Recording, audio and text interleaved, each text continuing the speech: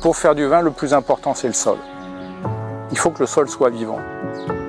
Le sol, c'est pas aller creuser, aller mettre des trucs dedans, c'est s'occuper de ce qu'il y a au-dessus. Sur ce plateau, il y a 40-50 ans, les vignes étaient toutes entourées d'arbres. Il y avait des arbres partout. Quand on a commencé, ça a été vraiment une évidence. Il fallait remettre des arbres pour ramener la biodiversité. Aujourd'hui, on est en train de faire la première partie de notre seconde phase d'agroforesterie. Aujourd'hui, on plante des haies. En fait, la haie, c'est super important. La haie, c'est là où on va avoir des insectes, on va avoir des nidifications. L'agroforesterie, c'est des systèmes agricoles où on réintroduit les arbres à l'intérieur ou autour des parcelles pour essayer de tirer parti en fait des interactions entre l'arbre et ici la vigne. On cherche en fait à maximiser les services, donc au niveau de la biodiversité, au niveau du microclimat, au niveau de la fertilité des sols, etc.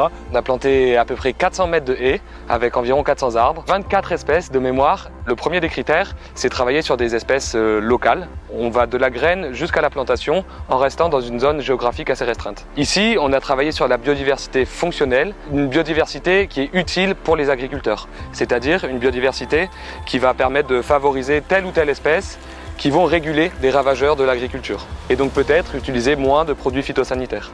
On a commencé à mettre des arbres dans les vignes. Les gens qui passaient du coin, ils se disaient qu'est-ce qu'ils font? On est passé pour des extraterrestres et puis petit à petit, voilà, il y a tout un mouvement qu'on est en train de faire, là on en parle et puis un jour ça sera banal et tant mieux. On a mis en place un programme de parrainage là, qui s'appelle 20 000 pieds sur terre, qui permet aux entreprises du territoire de cofinancer des projets. Il y a tout un travail qui est fait sur ce domaine viticole, qu'on accompagne nous en communication depuis sa création. À l'agence, nous on a développé un intérêt pour la RSE, on a passé une certification ISO 20121 pour ça. Là, ça va un peu dans la continuité de ce qu'on a fait pour l'obtention de ce label. Et c'est des choses qui nous parlent en fait. Ils sont venus nous chercher, mais ils n'ont pas eu besoin d'insister trop. L'enjeu prioritaire de notre politique de développement durable à l'agence, c'est la maîtrise des pollutions. On essaye de mettre en place des actions concrètes qui vont agir sur les territoires et engager nos partenaires, nos clients avec nous. C'est vrai que le secteur événementiel, c'est un secteur qui pollue, qui a un impact sur l'environnement. Nous, on essaie de transformer notre impact en ayant un impact positif et d'être aussi transparent vis-à-vis de nos clients. Plus que d'avoir des parrainages, c'est de fédérer pour aller peut-être un peu plus loin que simplement le fait de faire des haies tout seul dans nos coins, mais partager cette expérience. Ce qu'on aimerait, c'est d'être un modèle, c'est-à-dire que des personnes puissent venir voir comment ça se passe et s'inspirent de ce qu'on fait. Moi, ça m'émeut. Hein.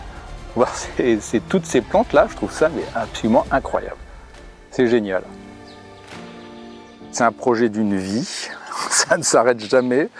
Je ne sais pas si un jour on arrêtera de planter des arbres. On va continuer à faire du vin, hein. Vous inquiétez pas, c'est sûr.